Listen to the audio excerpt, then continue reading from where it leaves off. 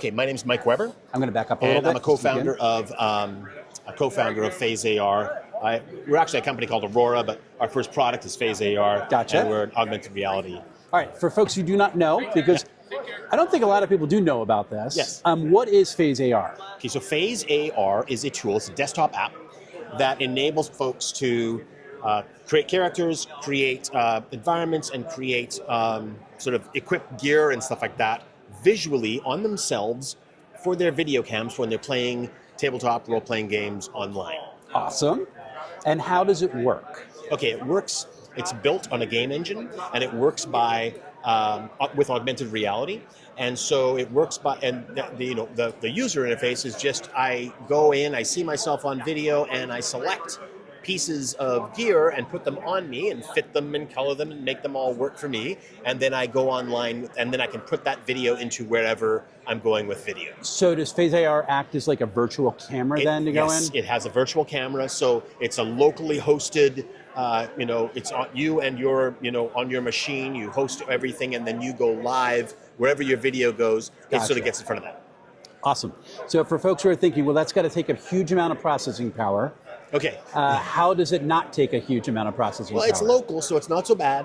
And it's also, it is a, from a performative perspective, it's not yet a full potato compatible, but it's getting there. Okay. And it is, this is an old iMac. It's about 7 years old. I'll take this off tracking so that people can actually see. Yeah. So this is a 7-year-old iMac. Yeah, this is a Intel iMac.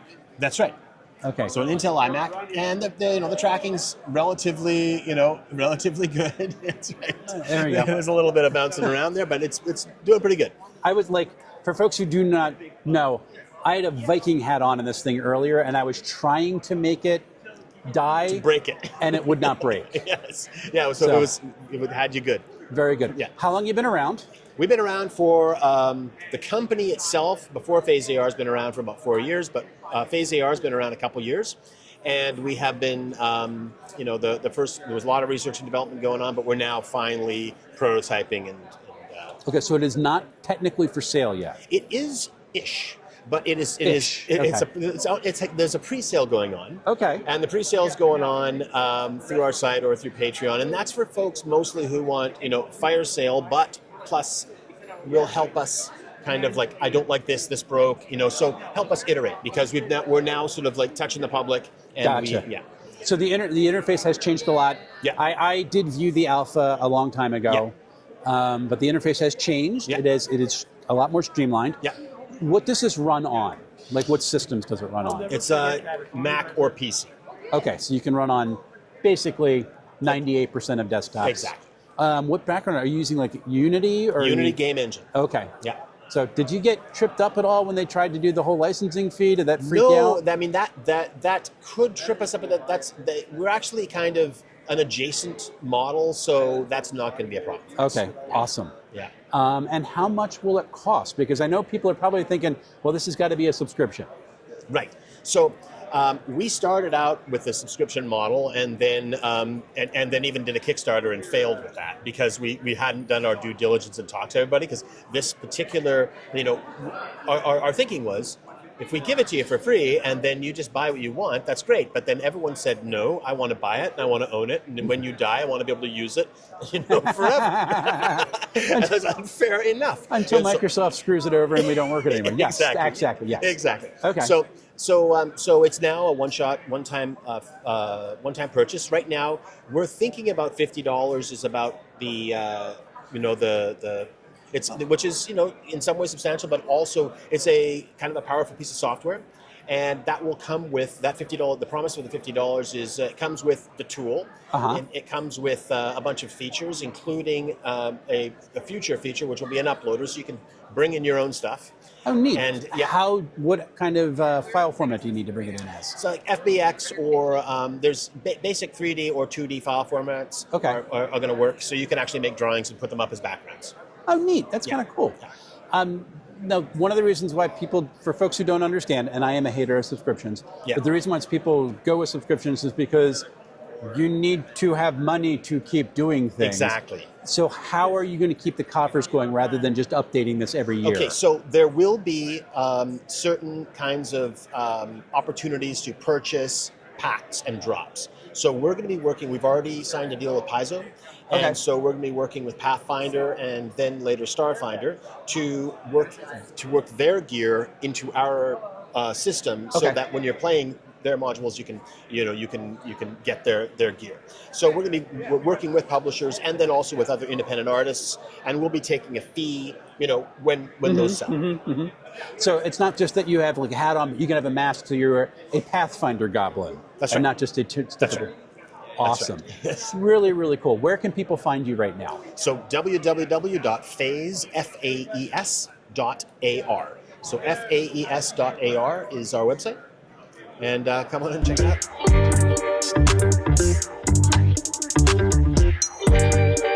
Right, for folks who don't know, even though everybody should, with whom am I speaking? You're speaking with Sir Gooey Lawrence from GooeyCube. Awesome. And GooeyCube is one of those names that everybody knows, but what is the core philosophy of GooeyCube that makes you guys so unique?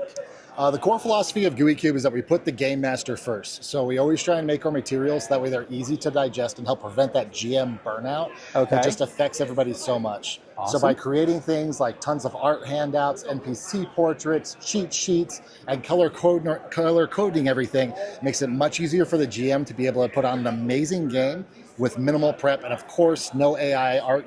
Everything is humans first. We like humans first.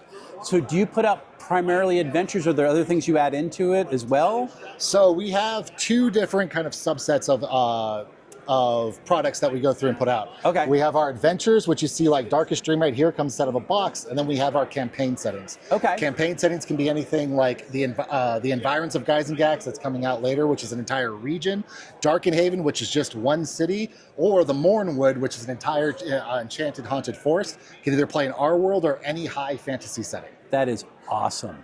What systems do you develop for? Primarily, we're 5th edition. However, the Tomb of Geisengax and the Environs of Geisengax are both produced for old school essentials as So they're going to work pretty much with any OSR game at that Yes. point. Awesome. And who does all your artwork? We have a variety of different artists that goes through, and just depending on if it's special item cards, that's our TJ. He's over here stateside. Edvard, I know, is overseas, along with Benjo being overseas, and so we have just an entire team of artists that we go through and work with, and we like to use a variety of different art styles, so that way we can highlight tons of different artists. That's awesome. Thank you so much. Absolutely. And I know your name has been out there as these people make high quality, awesome stuff. So I have to butter you up a little bit, but no, really, it's this. Everything that I've seen has been really, really cool. Absolutely, thank you so much. And you are here at we are here in Madison, Wisconsin at GameHole Con. You're at GameHole Con. Are you going to be anywhere else? Yes. So the next trip that we're going to be over is Philadelphia Area Gaming Expo, and then followed up by our favorite convention, Genghis Con, out of Denver, Colorado. That's awesome. And if you're not going to a con, where can people find you? Best place to find us is GooeyCube.com, and then also joining our Facebook group, the Gooey Game Masters Dead of Enlightenment. Why is it so long? Because we're old people and we like old, long names. Also, it's on Facebook, so we're definitely all old people Exactly, at this point. 100%. Yes. The grognards are welcome. You guys can come on over here. You are valued, and we see you. Don't make me laugh. I'm trying to do an interview. It's really cool. If you were going to highlight someone for someone to start with GooeyCube, what's the product that you would throw them to first? The best intro product is always going to be the Darkest Dream. Okay. At conventions, you'll find it for $60. It comes inside of this awesome 2-inch box here. It is heavier than anybody would expect, and it's going to come with all of the basic core facets that we offer, including character portraits, adventure handouts, pre-generated characters, both GM and player maps, as well as your GM reference and your campaign guide, and tons of special items and GUI rewards and other little tidbits that we like to add in for everybody. And is that only 5e, or do you run that for other stuff? That is only 5e. If you're in the OSC crowd, you want to get on that Tomb of Geisengax. It's an amazing OSC adventure. Gotcha. Thank you so much for your time. Absolutely. Looking forward to seeing you at Page and around here for the rest of the time at GameHole Con. And for everybody out there, make sure to stay sticky.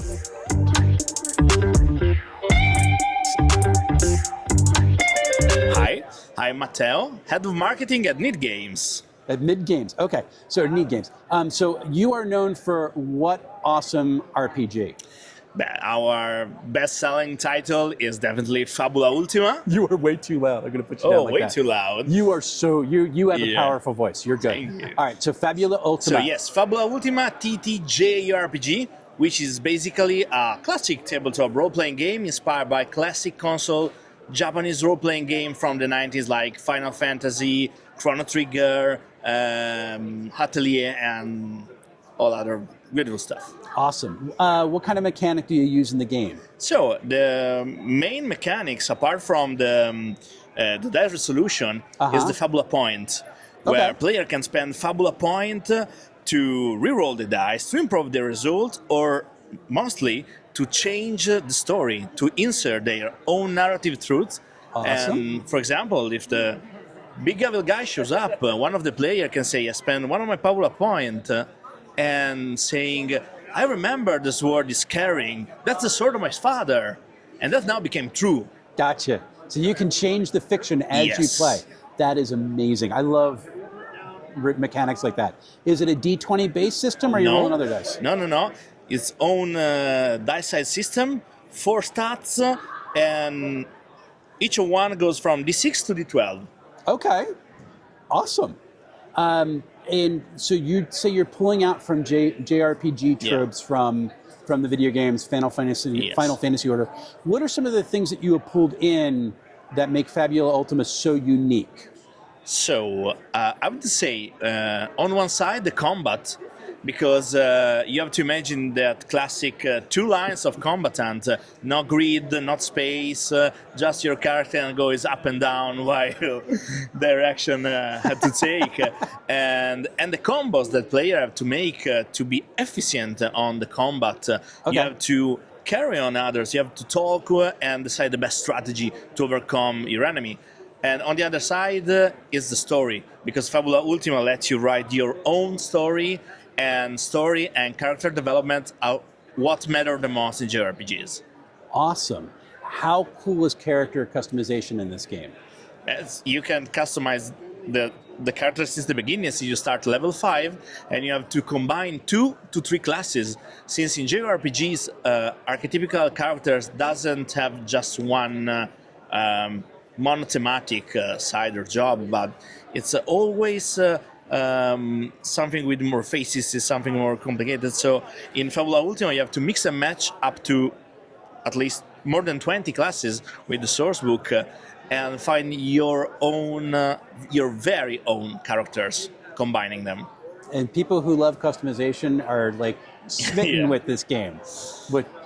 Phenomenal. You are currently doing, is it on Kickstarter? Yes. And what is the Kickstarter for? So we are in the last 7 days of the campaign, actually, and the campaign is for the Celebration Edition. Let me get you. Plus Bestiary Volume 1. Celebration Edition is a reprinting of all the books in Okay. hardback editions, with the deluxe editions too. Oh, neat. And with a very special guest, which is Yoshitaka Man himself, the original character designer and log designer of Final Fantasy, Awesome. which made an original artwork for us that we are using for a variant, a Kickstarter exclusive variant of the core rulebook, and for our huge collector box.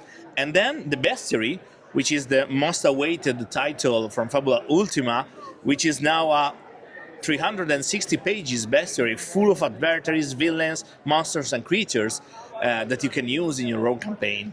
That's awesome. And when does the Kickstarter close? In 7 days, so the You already said that, I'm sorry. 23rd of October in Europe, and the 24 in Europe, and still 23rd here in the US. And we are very happy since we reached a very important result. Very cool. Can you do me one more favor? Yes. Can you look at the camera and say, Calvin, you need to get the bestiary? Yes. Calvin, you need to get the bestiary.